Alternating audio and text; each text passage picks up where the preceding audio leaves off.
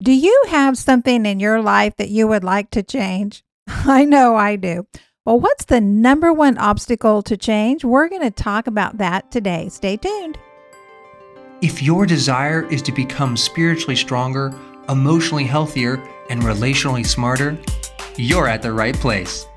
Speaker and writer Stephanie Smith inspires and equips you to achieve these three key aims.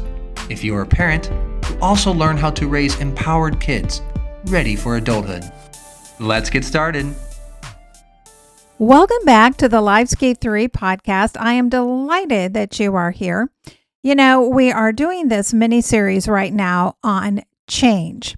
And as I speak, it is that time of year where the leaves are changing here in the Midwest of the United States, and they're starting to turn these yellows and reds and oranges. And pretty soon, the leaves are going to begin falling to the ground. I mean, some of the trees have already began losing their leaves. And before long, we're not going to have nearly as much green around here. We're going to have a lot more brown for the next several months before spring. But even in that, there is a rhythm of life, and it reveals to us the necessity. Even in nature, there's no such thing as just a constant. Change is always happening. And if you've been around this podcast for a while, you know that one of the things that I say is there is no neutral in life, because there's not. You are either growing or you are decaying. It's just a matter of at what rate. Is it obvious enough that you or others can see it, or is it slow, but it's still happening? Well, as we talk about change, you know, this last weekend, I was privileged to speak at a women's brunch. And one of the ladies there was incredibly courageous. And I had some time just to visit with her before I spoke. And, you know, she just shared how she had spent about 25 years in an addiction. And then she came to know Christ, and her life is just totally transformed and changed. And I love hearing those kinds of stories because it is a reminder of how real the gospel is and how real change actually happens in people's lives. But you know, sometimes we can think only in terms of change in those big dramatic ways, and we fail to realize that change is possible even in the what we might call the small areas of life that add up over time to create major change. As I was sharing with the women in my message, we were talking about the miracle of the feeding of the 5,000, the loaves and fishes. And out of that, and one of the things I pointed out about that, which I think is fascinating, because this miracle was about a meal. It wasn't a miracle that all of a sudden all these people were healed all at once. Now, Jesus had been healing throughout that day, but the only miracle that is recorded in all four of the Gospels besides Jesus' resurrection is this one. And you know what it's about? It's about providing some hungry people a meal, not starving people their last meal to keep them from dying. It was just like, they're hungry. Let's provide them some food. And I think it's fascinating that out of all the miracles that Jesus performed that are recorded in Scripture, this is the only one that is recorded in all four of the Gospels. So I tried to unpack some of that. I still think there's a lot more to that story than I have yet been able to see myself. And I'm just curious and looking forward to seeing what I learn about that in the future. That does remind me, in case you are new around here, I do travel and I do speak. I speak at women's events, and I also speak for parents, whether those are both moms and dads or those are moms only. I have a real passion for education. I spent 25 years as a home educator, served on the founding board and as an instructor of a private Christian school. I just love education and people that are committed to bringing up our upcoming generations and educating them. So if you were looking for someone to come and to help encourage and strengthen your women, your parents, or your educators, then check out my website, stephaniepresents.com. Reach out to me.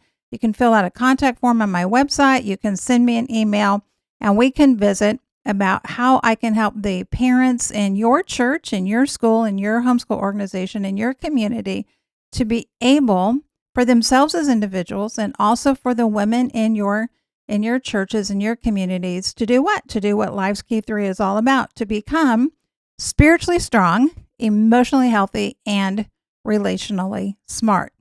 Well, accomplishing those three things requires change. And last week, as we began this mini series on change, one of the things that I want to talk about today is what is the number one obstacle to change? Of all the things that make it difficult to change, because let's just be honest, sometimes change, I would say most of the time, when change is really significant, it's also really, really hard. And there are a lot of different factors and a lot of different layers. And those are some things we're going to unpack in upcoming episodes. But for today, what is the number one obstacle to change? You know what it is? It's believing that change is possible, whether that is for ourselves or for someone else. Sometimes we say, I changed my mind. We don't usually change our mind. We usually change our plans, but changing our mind, really changing our belief system is incredibly difficult. And this is what prevents us from changing more than anything else. Yes, there are habits, there are practices that matter. There's a lack of information that can contribute to change not occurring when or how it needs to. But the number one difference that it makes when people change and when they don't is if they come to believe it's actually really possible. And this is especially true when we have been wanting to change something in our life, or maybe we've tried and we failed in the past. And eventually, the more we try and the more we fail, the more we begin to believe it's really not possible. And we have a tendency to beat ourselves up and to think, well, I should. If I just had enough motivation, if I just had enough discipline, if I just had enough willpower, then I would be able to change. And, we kind of fill in the blank with that. But what also happens oftentimes in our mind is we become less and less inclined to think that change is actually possible. And as hard as it is for us to believe that change is possible for ourselves, I think it can be even harder to believe that change is possible for someone else. And not that we said about trying to change people, because we can't do that. The only person that can ever change anybody is when they change themselves. But what do we think about the possibility of other people changing? And what do we think about when someone else does seem to have changed, but it can be really hard for us to believe that that change is genuine? In the New Testament, in the book of Romans, chapter 12, verses 1 and 2, Paul writes this to the Christians that are living in Rome. He says, I appeal to you, therefore, brothers, by the mercies of God, to present your bodies as a living sacrifice, holy and acceptable to God, which is your spiritual worship. Do not be conformed to this world, but be transformed by the renewal of your mind, that by testing you may discern what is the will of God, what is good and acceptable and perfect. He does not say to be transformed by the renewal of your habits. He does not say be transformed by the renewal of your friends or your getting a new job or adopting a new practice. He says by the renewal of your mind. Now, as our minds are made new and are transformed, then we may, by testing, discern that the will of God is that we need to leave a job. We need to move away from a certain group of influences and friends in our life, that we may need to make some changes externally. But it all begins with what we think in our mind. When Paul writes this and he says, do not be conformed to this world, what he's saying is don't be conformed to the current ways of thinking, the current age, the culture, the world system in those areas that are not aligned with God. And when he says, what is the will of God? Well, then he kind of goes on to clarify that a little bit. He says, what is good, what is acceptable, and what is perfect. And he's including in this what is good, not by human standards, not by the cultural standards, but what is good by God's standards. What is acceptable? Some other translations use the word pleasing. What is good and pleasing? And again, it's not what pleases us, it's what is pleasing to God and what is perfect. And perfect here doesn't mean you never make a mistake. Perfect here means mature. What the will of God is that we live in ways of maturity. We are people of maturity whose focus and behavior and words are pleasing to God and measure up to His standards, not the standards of the world. When Jesus was here on earth, in Matthew 23, 1-3, it tells us that Jesus said to the crowds and to the disciples, the scribes and Pharisees sit on Moses' seat. So do and observe whatever they tell you, but not the works they do. For they preach, but they do not practice. And this can kind of be one of those, on one hand, Jesus, you're telling us to listen to these people and to do what they tell you, but then you turn around and say, but don't do the works that they're doing. Okay, it seems a little confusing. But this brings us to our first point, which is that change requires that we distinguish the difference between words and actions. There's an old phrase that says actions speak louder than words, and that is absolutely true. Changed minds, when our minds are truly transformed, will automatically result both in changed words and behaviors. It's not one or the other. And any time that we are talking differently or someone else is talking differently, but the behaviors have not changed, true transformation has not taken place. Now, to be certain, change is usually a process, not an event. And we like that truth when it's for us, right? So we understand that change is a process and it takes time and it takes effort, and that sometimes it's 3 steps forward and 1 step back. We like that when it's applied to us. We're not so crazy about it sometimes when it applies to other people. When it comes to other people, we usually want change to be an event, not a process. Okay? You got it. You got that all figured out. You stop that. You change that. Okay, there's an event. Okay, good. Now we're never going to have to walk alongside you as you go through this process of change. And we can be very guilty of wanting to apply this double standard where when it comes to us, change is a process. Woohoo. Yeah, everybody be patient with me and don't give up on me and don't think that I am not serious about this. But sometimes when it comes to other people, we really just want to kind of expect that change is an event. And so something happens and now it changed and I'm never going to have to deal with your mess ups again. Well, that's just not how humans work, right? Change is usually a process. And I think that Paul speaks to that in Romans when he says, be transformed by the renewal of your mind. He doesn't say, okay, and then everything's going to be great after that. Then he says that by testing. What does that mean? That means by trying out. That means that there are some things that you're going to have to learn as you walk out this transformation. And as you do that, it's going to be a process where you discern, where you come to understand what the will of God is. It's going to be a process of where you figure out what does maturity look like, what is good, what is pleasing, what is acceptable to God. He's not writing here to people who aren't Christians. He's writing to Christians. So this isn't about transformation of somebody coming to salvation.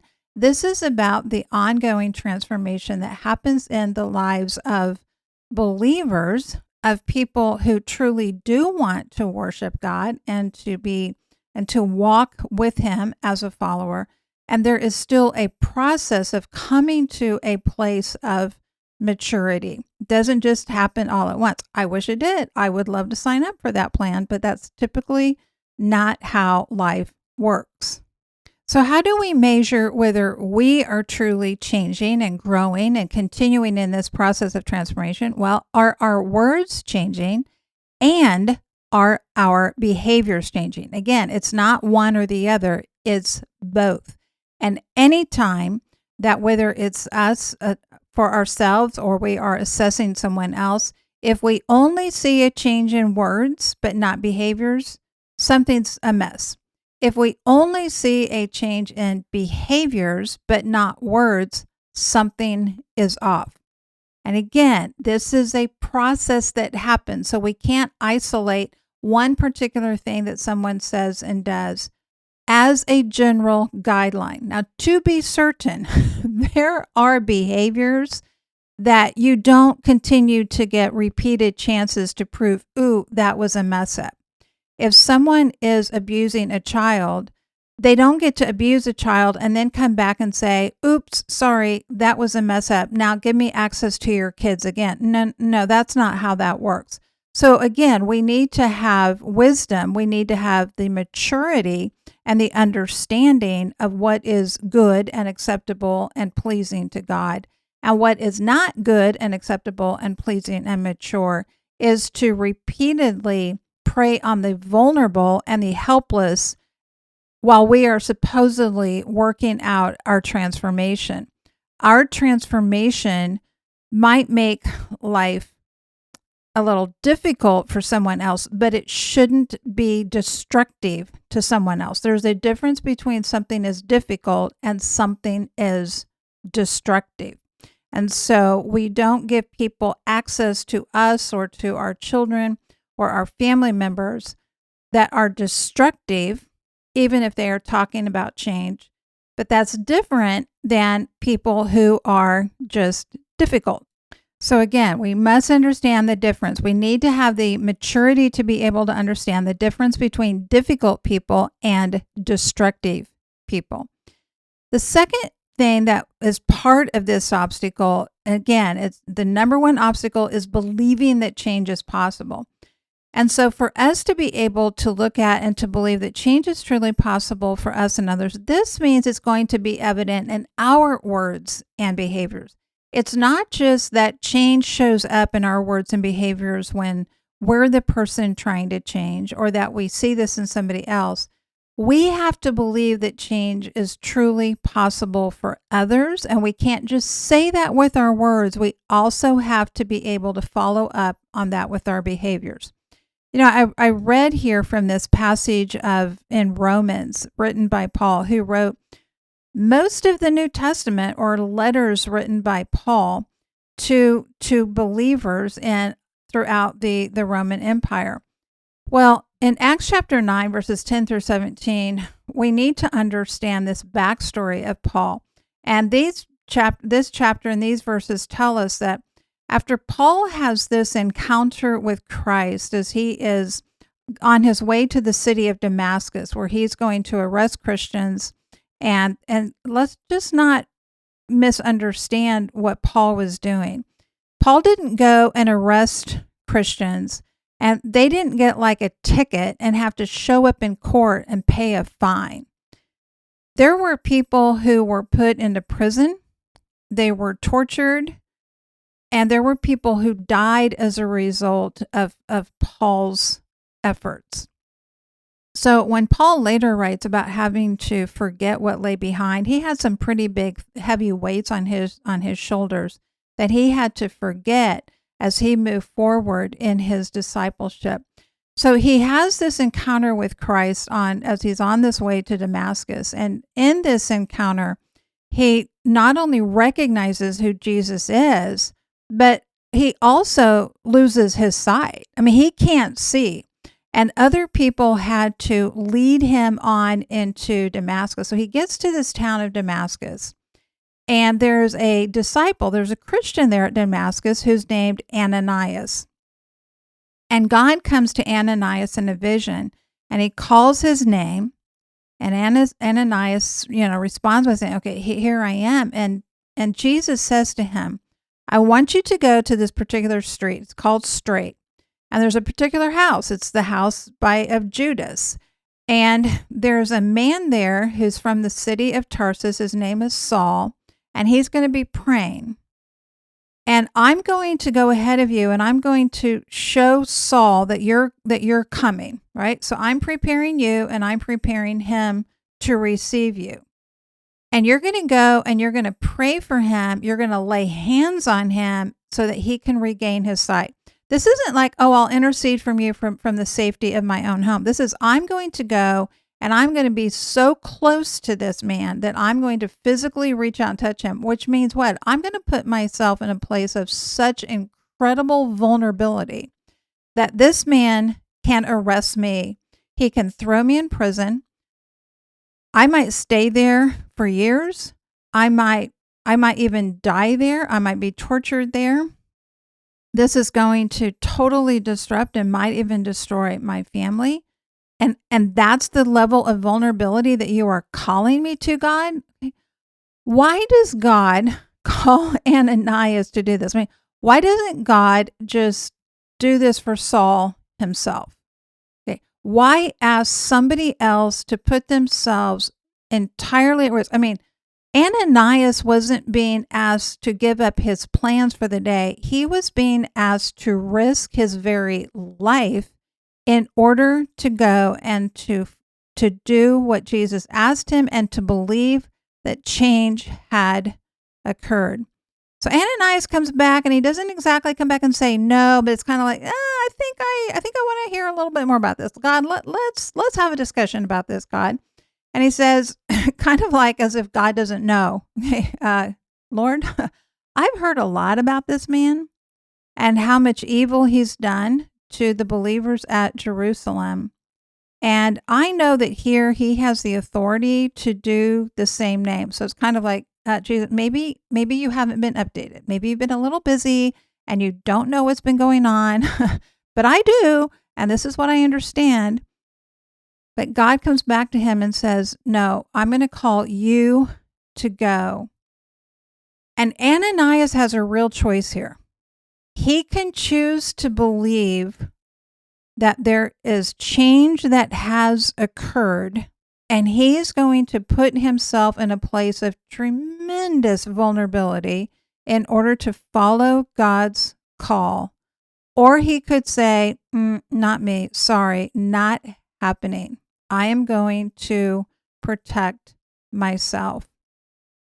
But he makes the choice to go. He puts himself at great risk because God says to him, there's a man over here who needs you to believe that I have done a work in his life and that change has occurred. And so Ananias goes, he goes into the house, he lays his hands on Saul. I mean, he follows everything that God has told him to do. He doesn't bargain and say, well, I'll tell you what, can I just pray from here? He doesn't even say, well, how about I just go and I'll just walk around the house and I'll pray for him from the outside. He doesn't do that. He goes in, he puts his hands on Saul, and he prays for Saul that God would restore his sight. And that is when Saul's sight was restored. It took somebody else to believe that change was possible in order for him to receive his sight and be able to move forward into the ministry and the calling that God had on his life. You may not be a Saul.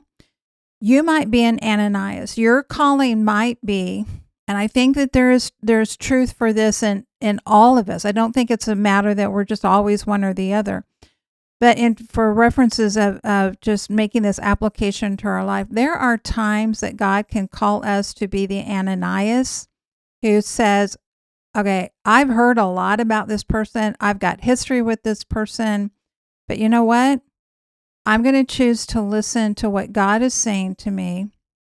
And I'm going to choose to believe that God really is capable of truly transforming human hearts. You know, what kind of gospel do we have if we don't truly believe that God not only saves people, but transforms them afterwards?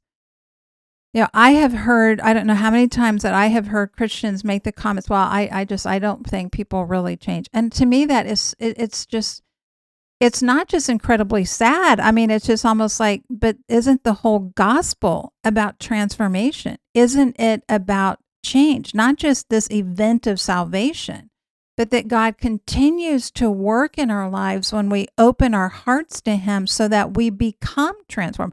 I certainly hope so, because there's still a lot of things in my life that I want to see changed.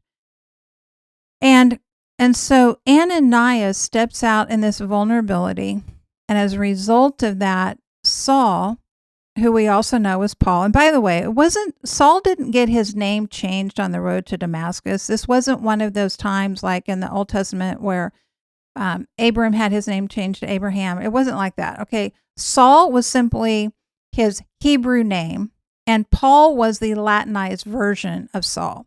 And he often wrote his letters and addressed as Paul, because many of his letters were to Gentiles or to Gentile towns that were part of the Roman Empire, and they were much more familiar with Roman or Romanized names. That's kind of an aside. But again, we just want to be accurate in what we say and what we teach, about the scripture. One of the things today that we have this current trend of labeling people as toxic. And when we do that, we treat them like they're an unchangeable substance like salt. Oh, that person's toxic. And we just kind of put them in this box. We put them in this jar. We stick a label on them. And it's kind of like, okay, so transformation isn't possible for that person. I mean, you can't turn salt into sugar. I get that. But we're not substances like salt. It's not like some of us are like salt, some of us are like sugar. It's like, no, we're not substances. We're not these inert substances. We are people who have the breath of God, the breath of life living within us. And even people who aren't Christians still breathe because the breath of God has been breathed into them. The devil does not give life. All life comes from the breath of God, whether we give him credit for that or not. And we have the capacity always for change. That doesn't mean that everybody changes. And again, and we'll talk about this in the future, we always want to look at when we are assessing ourselves or someone else, is there truly a change in words and actions, and not just one or the other? But when we harm ourselves, and we do great damage to others when we take character traits that are changeable and we treat them like they're innate, permanent traits. Somebody who is selfish, okay, and maybe they're incredibly self-centered. That's a character trait. That's not an innate, permanent trait like their eye color.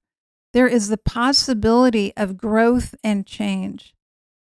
And we water down the gospel. We make the death and the life and death and resurrection of Christ in vain when we act like the only power that it can do is to change someone from a non-believer into a believer, as if that's just this one-time event. And we don't really truly believe that the gospel also gives us the power for transformation throughout all of our life and all of our character, and growth and maturity can happen. So I just want to encourage you, if you're looking at yourself and there's something in your life that you want to change, and maybe you've tried in the past and failed.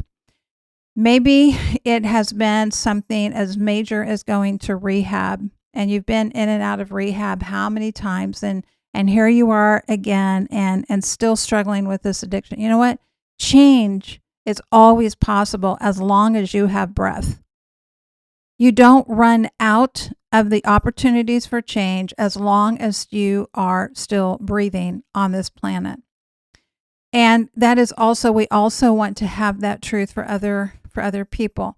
Maybe there is someone in your life that you have been praying and hoping for change for a long time. Don't give up. Now, that doesn't mean that sometimes we don't distance ourselves or we don't put boundaries in place or whatever, but you don't have to give up praying and believing and hoping for change to occur in that person's life. Because the number one obstacle to change is when we stop believing that it's possible. And when we do that, we will not only keep ourselves from being able to change, but we will we can harm or we can harm other people by not believing that change is possible. And we might be the person called, just like Ananias was called, to minister to someone in such a way that they can walk in the fullness of the change that God is doing or wants to do in their life. So be encouraged, my friend, that change is possible. I don't care what age you are. I don't care what change is needed. Change is possible. Grab a hold of that, believe that, because this isn't just, woo-woo positive thinking stuff. This is the reality of the gospel made real and relevant in everyday, ordinary, difficult life. This is acting like the power that God gives to us is real. It's not just pretend.